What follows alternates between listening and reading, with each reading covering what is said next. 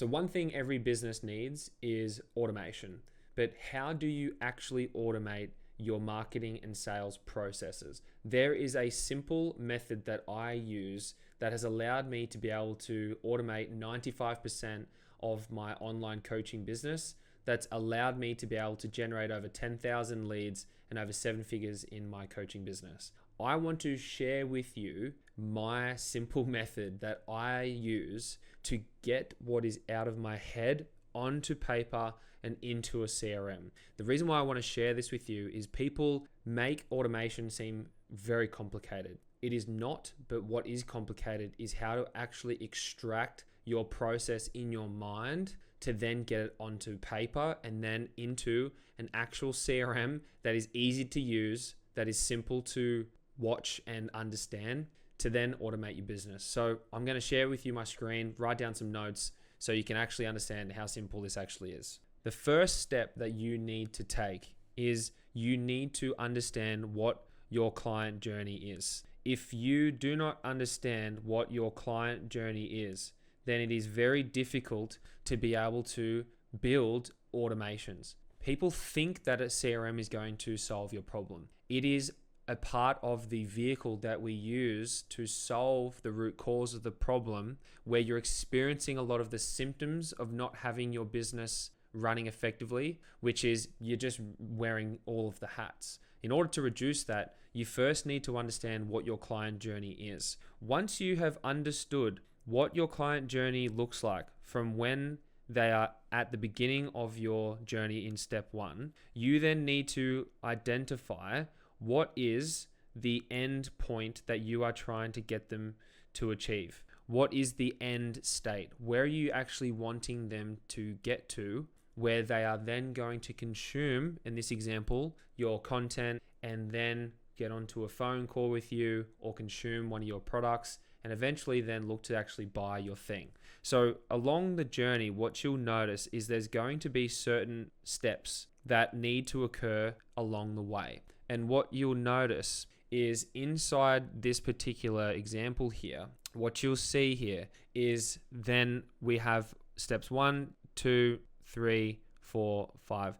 We have 6 steps. And along this step, what you'll then be able to identify is if this person at the beginning of their journey is looking at an ad, for example, they've seen an ad and they've scrolled through and they're like, I want to learn more. And they've clicked this learn more button on the bottom of the page. What you can then do is start to visualize the actual customer journey. So what I usually do is I think from start to finish and I look at myself and I go, okay, well, I want someone to consume all of the content on the page. Then I want to then be able to actually have them fill out an application form for them to then want to actually work with me. So then I want them to fill out a little survey. Once they've then filled out a survey, there's going to be 2 things that's going to occur from this particular step. And I'll draw this down here so you can understand. Step 1 or outcome 1 and outcome 2, they might be disqualified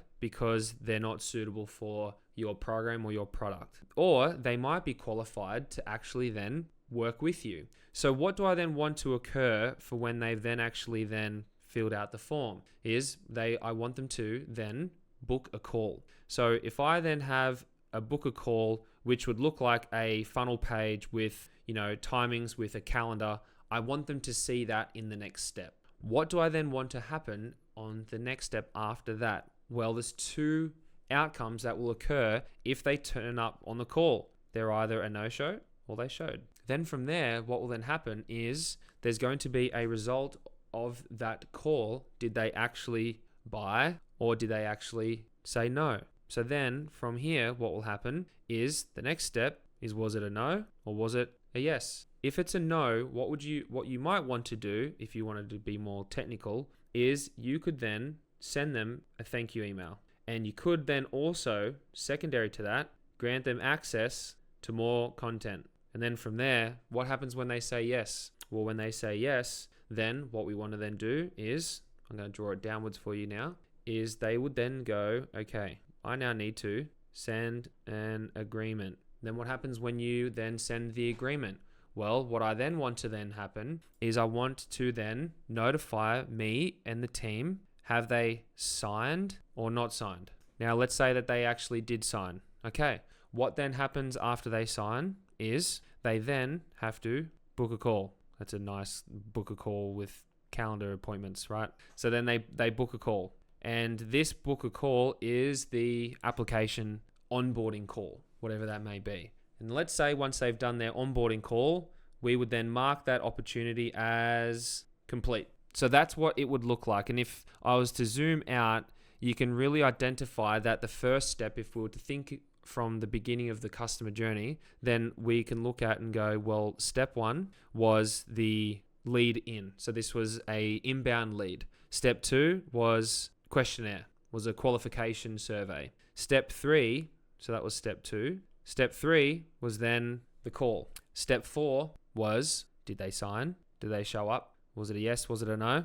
And then step five was agreement sent. And then step six, onboarding complete. That there is a ultra high level version of what I would then do to get the customer journey from a standing operating procedure perspective, not in terms of what they experienced. Yes, they experienced going through the process, but there are multiple other elements with reminders, notifications, follow-up emails, SMSs, and the like. But ultimately, that is the first step that you want to do, is get this out onto paper. Then, if you're then going to use a CRM to be able to make this even more, well, from paper to automation, then you'd need to put it into a pipeline. So then what would happen is you would then grab this visual of what this pipeline looks like, and you'd place it in a sequential order from left to right in terms of a customer journey, and you'd place it into the CRM. Now, the CRM that I use, which is the white labeled version of Go High Level, this is what I would do. So for me, if I was to look at the pipeline, and this is just a demo account for you to understand what I'm talking about, is straight away you can see in the center of the top left of the screen, you'll notice that I had then looked to identify step one, looking at inbound leads. If you think about step two, which was the application form has been completed, that was then the second step. The third step was then the discovery call being booked, and did they show up? Or if they did show up, then you would have then actually then attended the call, which is the third step into the process. Was the client then a yes or a no sale, which is then step four? Then the notification for the internal team was then to be step five, and then for the agreement to be sent. And then once it was then signed, the last step with the additional step is onboarding complete. So as you can see here, what you'll notice is on the screen, we were then able to effectively establish our 6-step process. So what you then can achieve in a ultra high level version and use a CRM like Go High Level is you can literally automate absolutely everything if you choose to. Because what you then have the opportunity to build is using that framework for when you, for argument's sake, you have a booked call, then if we look back at the screen for what we wanted to happen on a booked call is we wanted to know, did the actual person show or did they not show?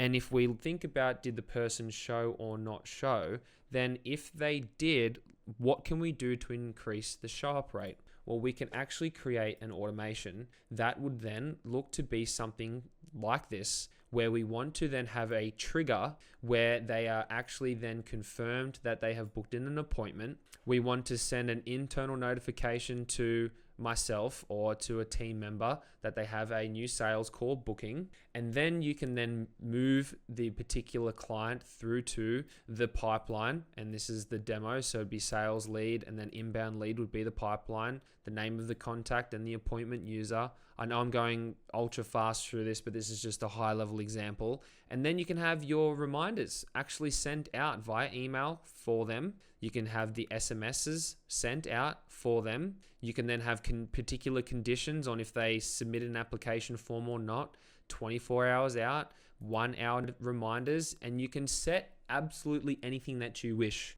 to support what you had previously built, which is your actual pipeline from start to finish for your customer journey. And you can customize this however you like, but I wanted to share with you the very simple method that I use in order to be able to take something from my brain where I clearly understand the customer journey, so then I can then put this into a CRM to then automate majority of my business. Now, you can do this with absolutely anything. You can ultimately do this with any particular business model. You can even do this for onboarding. So instead of building the pipeline from start to finish, where they're then going to move through your sales process to then have the onboarding call with yourself, or the Zoom call, right? There's my beautiful phone. What you would then do is you would look to then build it like the workflow example that I just previously had before on the screen, which would then look like, what would be the onboarding call? What would be the onboarding process for your business? Well, the first step is you create it like a tree. You create it like a decision tree, which means you would put something along the top, like, what is the first box? What's the first step? And that's what you want to then look at. Well, that's the first thing that triggers the first step is the form completed. That's the first step to trigger your workflow.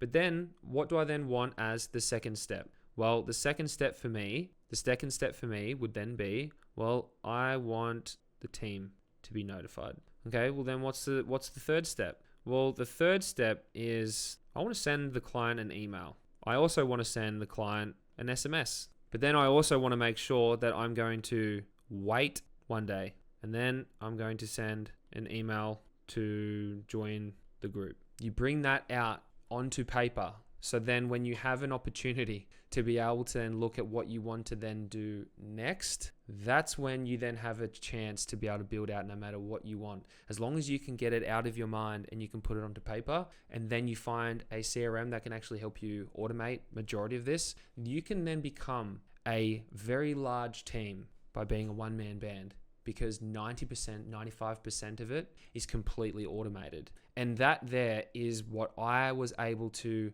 achieve by spending time getting very clear on what I wanted the customer journey to actually look like. Because if I had the opportunity to be able to build this journey for my client and automate it, then I'm then going to free up their time.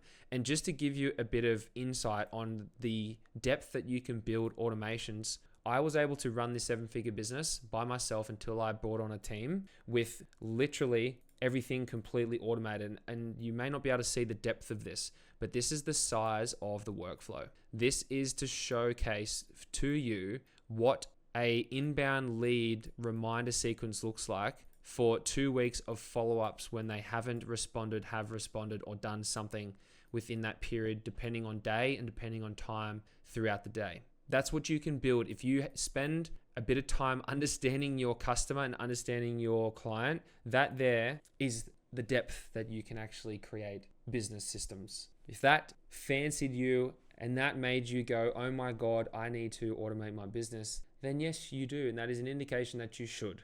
Because when you can do majority of the business or get the business automated for most of the time, where you can just focus on creating content and serving your clients and everything else can be automated for you, then that 100% should be a priority post when you are super clear on your niche, when you're super clear on the message that you're taking to market, then when you're super clear on the offer that you're actually going to be able to provide for them. Because if you know what the offer is and you know the descension model of products and services, and you know what the front-facing application funnel or book a call funnel or lead magnet process is, you can build absolutely any automation when you understand that and you have clarity on that. Once you've done that, building systems and SOPs and automations is easy because every skill can be taught and every skill can be learned. But what can't be is you making a decision on who it is you want to serve, what you want to do with them, how you want to actually help them, why you want to help them, and ultimately you taking the time to learn this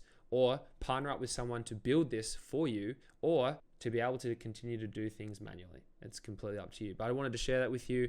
Hope this gave you a bit of insight on how simple it can be to extract your customer journey, place it on paper, then build out processes and put it into a CRM and automate it. And I look forward to continue to bringing you more value. Please follow the journey. I'm going to continue to be sharing a lot of this content. Like, hit, subscribe, follow, share, do whatever you need to do wherever this video is going to be posted, and look forward to bringing you as much as I can to help you build financial independence and automate majority of your business and get super clear on a strategic roadmap that's going to help you achieve high numbers and win and serve as many people as possible. But until then, look forward to speaking with you guys soon.